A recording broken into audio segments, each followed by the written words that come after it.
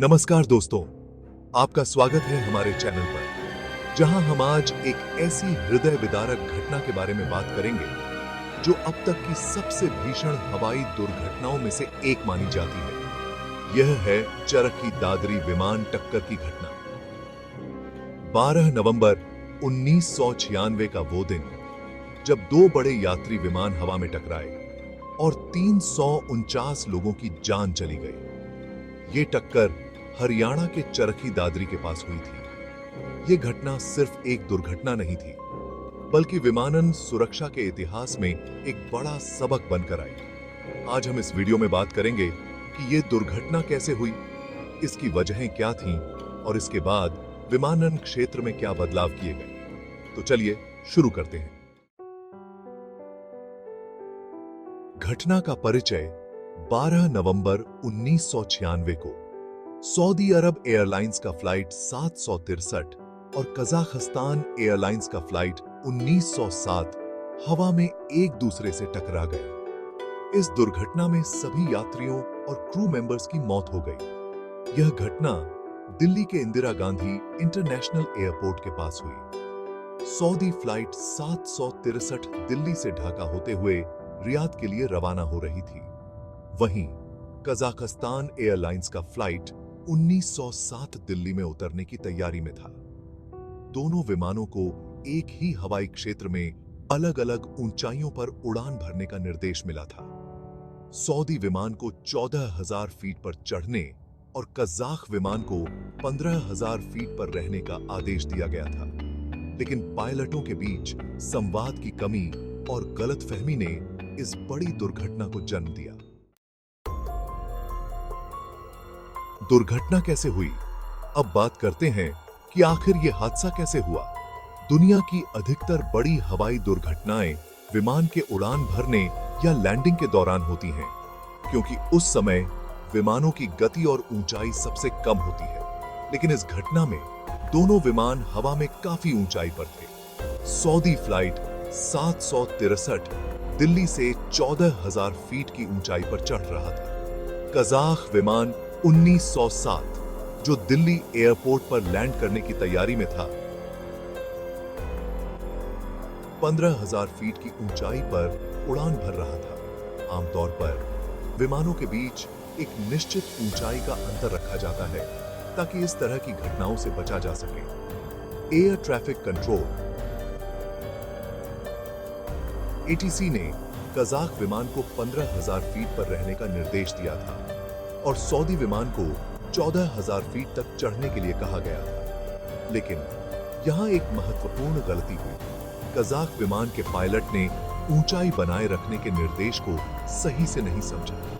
Kazakhstan airlines के पायलटों को अंग्रेजी भाषा की अच्छी समझ नहीं थी और उनके पास आधुनिक उपकरणों की कमी थी। उनकी इस चूक के कारण विमान 15,000 फीट से नीचे आने लगा और फिर दोनों विमान एक ही ऊंचाई पर आ गए। जब दोनों विमान एक दूसरे के नजदीक आ गए, तो एयर ट्रैफिक कंट्रोल के पास स्थिति को सुधारने के लिए कोई समय नहीं था। दोनों विमानों में टक्कर हो गई और यह टक्कर इतनी जोरदार थी कि कोई भी बच नहीं पाया। दुर्घटना के बाद की स्थिति। इस भयंकर टक्कर के बाद दोनों विमान के टुकड़े हरियाणा के चरखी दादरी इलाके में गिर गए। यह स्थान दिल्ली से लगभग 100 किलोमीटर दूर था। घटना के तुरंत बाद पूरे इलाके में अफरा तफरी मच गई। स्थानीय लोग घटनास्थल की ओर दौड़े, लेकिन वहां कुछ भी बचा नहीं था। सभी 349 लोग जो इन दोनों विमानों में सवार थे, उनकी इस हादसे में जान चली गई। इनमें से 312 यात्री और 37 क्रू मेंबर्स शामिल थे। दुर्घटना की खबर पूरे देश में आग की तरह फैल गई। विमानन क्षेत्र के साथ साथ देश भर के लोग इस घटना से हिल गए थे। यह दुर्घटना भारतीय हवाई क्षेत्र में अब तक की सबसे भीषण हवाई दुर्घटना मानी जाती है। जांच और इसके नतीजे। अब सवाल यह उठता है कि आखिर इस दुर्घटना की जांच में क्या सामने आया। घटना के तुरंत बाद एक उच्च स्तरीय जांच समिति बनाई गई, जिसने इस हादसे के पीछे की वजहों का पता लगाया। जांच में पाया गया कि इस घटना की मुख्य वजह गलतफहमी और कम्युनिकेशन गैप थी। कजाक पायलटों की अंग्रेजी में समझने की क्षमता कमजोर थी और उन्हें एटीसी से मिले निर्देशों को सही से समझने में कठिनाई हुई। इसके अलावा कजाक विमान में उस समय के आधुनिक उपकरण नहीं थे, जैसे कि TCAS, traffic collision avoidance system. TCAS एक ऐसा सिस्टम होता है जो पायलटों को आसपास के विमानों की स्थिति के बारे में जानकारी देता है और संभावित टक्कर से बचने के लिए अलर्ट करता है। अगर उस समय कजाक विमान में TCAS होता तो शायद इस टक्कर से बचा जा सकता था। एक और कारण जो इस दुर्घटना के लिए जिम्मेदार था वो था विजिबिलिटी। उस दिन मौसम साफ नहीं था और दृश्यता भी कम थी, जिससे पायलटों को अपने आसपास के विमानों की स्थिति का सही अंदाजा नहीं हो पाया। विमानन सुरक्षा में बदलाव।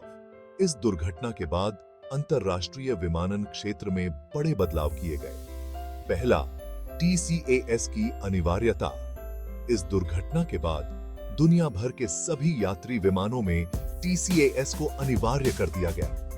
TCAS विमानों को एक दूसरे के करीब आने पर चेतावनी देता है और संभावित टकराव से बचने के लिए पायलटों को निर्देशित करता है।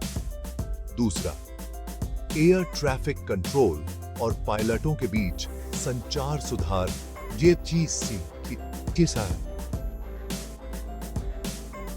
पायलटों और ATC के बीच संवाद को बेहतर बनाने के लिए नए नियम बनाए गए, खासकर उन पायलटों के लिए जिनकी अंग्रेजी भाषा पर पकड़ कमजोर है। अब सभी पायलटों को अंतरराष्ट्रीय स्तर पर मान्यता प्राप्त अंग्रेजी परीक्षण से गुजरना पड़ता है। तीसरा, फ्लाइट क्रू की ट्रेनिंग। पायलटों की ट्रेनिंग में संचार और निर्णय लेने की क्षमता को बेहतर बनाने पर जोर दिया गया। साथ ही उन्हें विभिन्न आपात स्थितियों से निपटने के लिए तैयार किया गया। निष्कर्ष। दोस्तों, यह घटना भारतीय विमानन इतिहास की सबसे बड़ी त्रासदियों में से एक थी। 349 निर्दोष लोगों की जानें चली गईं और उनके परिवारों पर इसका गहरा असर पड़ा। हालांकि इस घटना ने विमानन सुरक्षा में बड़े सुधारों को प्रेरित किया, लेकिन यह एक कड़वा सच है कि इन सुधारों के लिए इतनी बड़ी कीमत चुकानी पड़ी। हमें उम्मीद है कि इस घटना से सीखे गए सबक भविष्य में ऐसी दुर्घटनाओं को रोकने में मदद करेंगे और विमानन क्षेत्र को और सुरक्षित बनाएंगे।